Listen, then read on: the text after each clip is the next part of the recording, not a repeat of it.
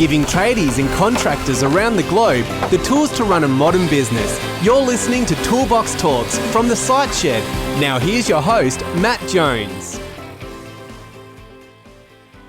Hello and welcome back to the fourth and final episode of the four-part series that I've been joined with my co-host here, Ben Stainer, and we've been talking about big business, basically. With the four topics we've covered off on so far, the three topics that we've covered off on so far are how to not overcapitalize and run lean. We spoke in the following episode about what it takes to build a $12 million business. In the last episode, we were talking about how to handle negative media.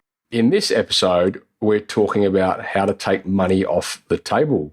Ben, thanks for joining us back on the mic. No worries, Matt.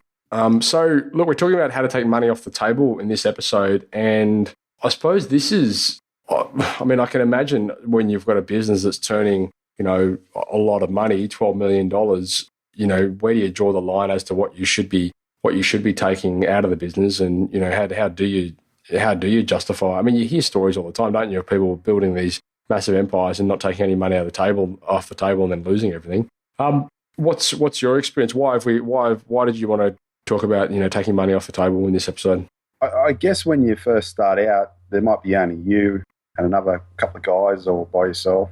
And, you're paying yourself a wage every week. I guess it doesn't really matter whether it's just one out or you got 20 guys or you got 40 guys or 50 guys. It should be still the same principle. When I grew from 10, 20 guys to 65 guys, I think I got caught up in the motion of growing what Matt calls an empire. And then you lose track of why you're doing it. The reason why you're doing it is to make money and get out. That's how I see it. Some people go, no, I just love plumbing and that's just what I do. And byproduct is that I make a bit of money as well. But I presume if people are listening to Matt's show is that they want to make money and move on to bigger and better things.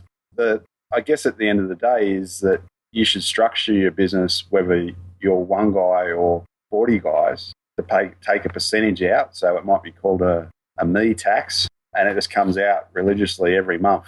And that goes away into other investments, whether that's property or something that you're familiar with that you can maybe value add that money again. But it should never come back in again. That's the way I see it.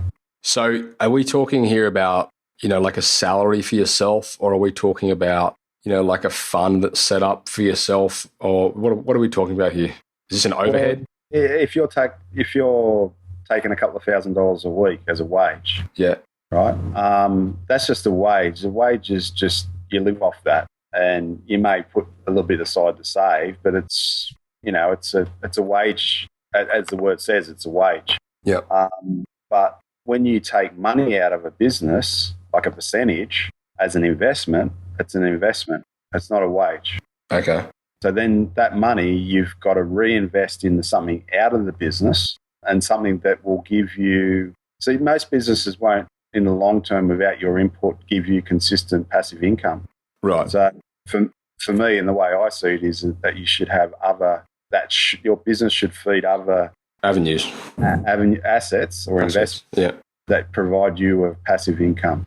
So in that scenario, are you talking about the company buying these assets, or is the company basically paying you to buy assets? Well, the company should be worthless. That's my opinion. Right.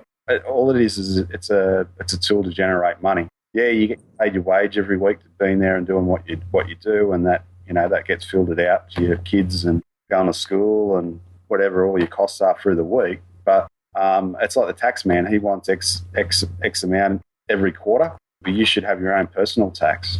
And I think it should be about 20% every month. Yeah, is that of profits or turnover? Profits, obviously. Yeah. Yeah. Okay. Well, that's really interesting. I think that's really important, especially for our young listeners out there. Like, I know I went through this, when I was back on the tools and as a tradie, that I didn't really have access to anyone with that sort of knowledge or that sort of insight. I think it's one of the powerful things about this podcast. We can get people like yourselves on the show and really give real life, real world experience. Like I've never heard anyone, say that. So I'm sure the listeners out there would really appreciate you saying that. put 20% of what your business is profiting into a fund and use that as an investment portfolio or whatever. Yeah, because if you've got assets outside a business is high liability because you're running around, you've got guys out on the road doing things that you don't know what's going on. You're dealing with so many different people and so many different factors that if you've got money stuck in that business and someone goes you, then everything goes. So you need to be, and what happens if you leave that money in there, in bad times, it gets soaked up. Right. It's like leaving money in your wallet. Yeah. As soon as you leave money in your wallet, it's gone. Yeah. But if you get your money and you tuck it away somewhere or you put it into an investment that you can't get access to, then it's there for the future. And eventually that asset should provide you passive income where you don't do anything at all. Okay. So, it's a whole other episode. I don't want to dive too deep into this, but I guess there are certain, obviously I'm not an accountant or a lawyer, but I know now even with, proprietary limited organizations, there are, they still can come after the company director to a degree. Do you have any input on that front? Don't own anything. Yeah, okay. So just buy assets that you don't own? like you say, I know about it, but you need to protect yourself because you don't know what's going to go on out there. You don't know what other people are doing. Yeah. And the reason you created the business was just to pull money out of it. It wasn't for someone to come along and take you to the cleaners. Yeah, right. And you might start off as, small, but you never know. You need to be thinking about the end in mind so that if you do have all this wealth, is it protected? So I suppose, maybe some fatherly advice. I know your son Billy's, 17, 18 is he? 17? 17. What sort of advice do you give Billy on that front, for their young listeners? Put 20% into a fund where you could potentially invest into things like property, is it? Or what's your experience? Well, it's interesting. Years ago, my sister-in-law I was talking about shares. Yeah. And she knows a lot about that and in big business and whatnot. She's a Korean lady and full on. But she said to me, do what you know, Ben. You're already doing it. Don't get involved in stuff that you don't know. Yeah. So tradesmen know real estate. Okay. Well, they've got a major advantage to the next person along. They've got all their mates who can do stuff for them. If it goes wrong, they can fix it themselves. They can value add. So you buy an investment which is cheap, and then you value add. It's like when you go to a job. What do? You go there, sure, and you value add. Interesting. That's why it's hard to go to a new house and value add. Yeah. Yeah, right. Well, I don't know. I've seen the way some of these new houses are built. Yeah, that's true. Wouldn't be that. I think a value add would be to bring a bulldozer with you, I think, very often. Okay, and I suppose looking maybe with a bit of long-term perspective, if I am taking money off the table and I am investing it correctly, then what can I expect, to happen as a result of that?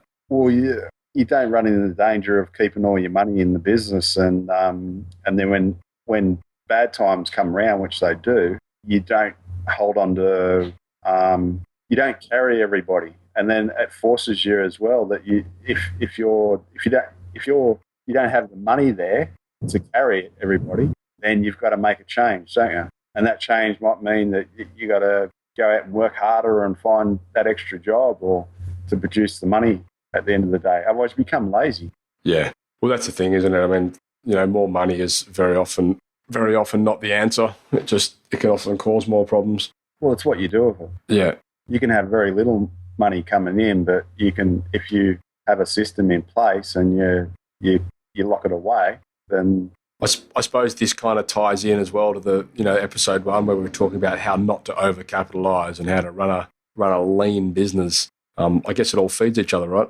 Yeah. Well, I definitely overcapitalised. Yeah. I bought too much gear, and you get caught up in that thing. I should have been buying more properties. Right. Simple as that. Yeah. Interesting. All right. Well, look, that's pretty good insight, I suppose. I think for all the listeners out there, I mean, my takeaways from that were, I suppose, primarily look at setting up a 20% me tax and allocate 20% of your profits to a fund or an account or whatever it is where it gives you the opportunity to invest. I mean, I think that alone is probably, that bit of advice is probably worth its weight in gold. What else have I got here? Don't lose track of what the actual goal is. Like at the end of the day, you're there to make money. So don't get caught up in all the fluff, as you like to call it, Ben. And then I suppose the company should, like at the end of the day, the company is there as a vehicle to generate money. So just when it does start doing that, just make sure that you're being wise with the money that it is generating. That's it. Is there anything else you'd like to add to that? Yeah, there's a big one, is that when you say like 20% is not hard. You could go for more, but I'd say 20% is fairly safe. If you're not achieving the 20%, then you've got to go back through your whole system and ask why. And we covered it in the other series was about running lean. Maybe you need to run leaner, right? Because really that's the end goal, is a wage is a wage. If you want to just earn a wage, go and work for someone else. It's a lot easier. But if you want to run a business, you want to earn your wage plus you want to have money on top. So that 20% is money on top. If you're not achieving it, then keep asking the questions. Don't listen to your employees saying that we want this and we want that, and you should be doing this. Believe in what you're doing. Get the right advice off the right people who have done it, and keep drilling it down until you get your 20%. Yeah, okay. That might mean reducing your overheads, or it might be a combination of both. It might mean going to fixed pricing and increasing your prices, but adding more value to what you do, or even drilling down to the point where, like the building side for me didn't make any money. Where I made the money was mainly out of the drains. Right. So really, I should have just canned that and probably just contracted it out and just focused on what was making me money. Did that side of the business fuel the drain side in any way, though? No. No, okay. No.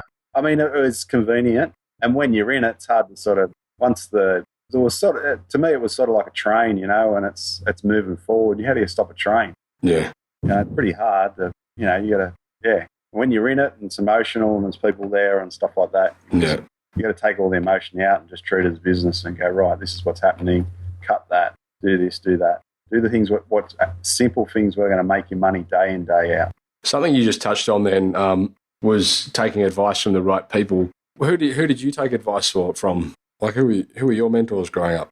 My father, which he doesn't talk, but he does a lot of things, got a lot of actions. So, and occasionally I would speak to him, but it was mainly I was just watching what he did. So he had his old school system, which I think is really good to have and to know that, especially now because everything's tightened up and all these people still think they can go out and keep spending and getting finance and getting deeper and deeper into debt. Then we need to take a bit of knowledge from the old days and bring it back. One of the guys, he was a mad Dutchman who I did apprenticeship with. He was in the property. He had 2 blocks of units at Cronulla when I was a young guy, but he ended up losing all that. He had proper waterfronts all over the place, and he came to Australia with, he couldn't speak English. He came from war-torn Holland. Yeah, so right. He was a hard worker, kept it simple, invested his money that he had, but in the end he actually lost most of it because he was an alcoholic and gambled. Yeah. But I did take advice from that guy. Yeah. He did tell me to get into the real estate.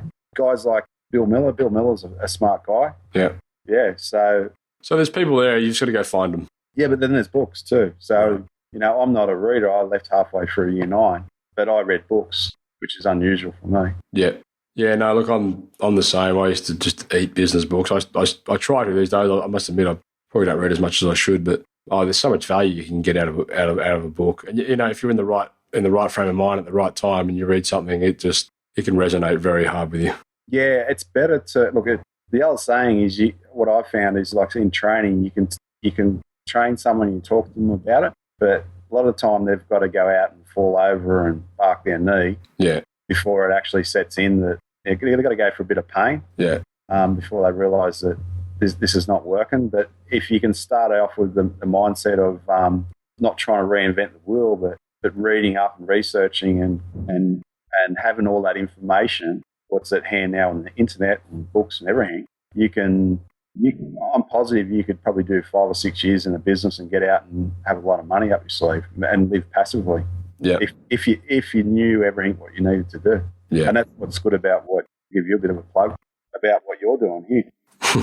Yeah, well, we couldn't do it without people like you, so thanks for being a part of it. And I think that pretty much wraps up this series. So, we've covered off on how not to overcapitalize. We've covered off on what it takes to run a $12 million business. We've covered off on how to handle negative media. And just now we've spoken about how you can take money off the table and, with a little bit of extra valued insight there into how you can take money off the value and invest it wisely. So I think I think for the listeners out there, they've got more value than I probably initially sold to them. So, mate, thanks very much for contributing on that front. It's been awesome. Yeah, no worries. Pleasure. And I suppose what I would like to know is what does the future hold for Ben Stoner?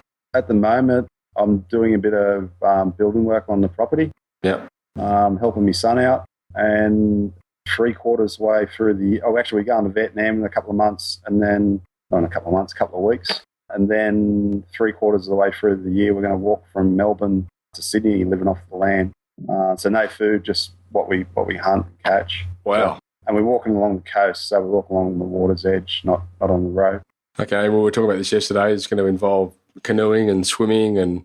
Yeah, we're going to make a traditional canoe out of stringy bark, which I'm actually making rope at the moment for it. Oh, okay. I build it, but I'm going to sit there and yeah, so that's on this year. Yeah. Unreal. Yeah, and I've got other little things what I'm doing. Yeah, you got your finger in a few little pies, aren't you? You're doing some work with the Indigenous community at some point, you were saying? Oh, yeah, I was the CEO of the Badala Land Council, Aboriginal Land Council, but I resigned from that for reasons. Yeah. But I'm still working with some of the youth. Awesome. Well, look, thanks very much again for your time. I'll let you get back to making your rope. And look, on behalf of the listeners, I just want to say thanks as well for for sewing into them. I think you've dropped some massive golden nuggets there, which has been fantastic. And mate, we look forward to involving in the program in the future. And I also look forward to keeping up with all your Facebook adventures. Yeah, we'll do. We'll. All right. Well, that sums up this series and episode. So thanks again to Ben, and that is a wrap.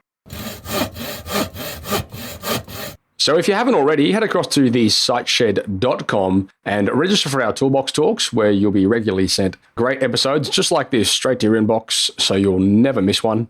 If you want to join the community, you can head across to thesiteshed.com/members, where for a small monthly fee, you'll get access to regularly updated training material, as well as access to our forum, where you can mingle and collaborate with trade-based business owners just like you from all over the world. If you're enjoying this podcast, please head across to iTunes and leave us a 5-star review. We greatly appreciate it, and it helps us spread the word and reach the masses. Likewise, if you know anyone that might benefit from the content we create, then please go ahead and share this with them. You've been listening to Toolbox Talks by The Site Shed. For more great content just like this, head across to thesiteshed.com and join the amazing community of savvy trade-based business owners.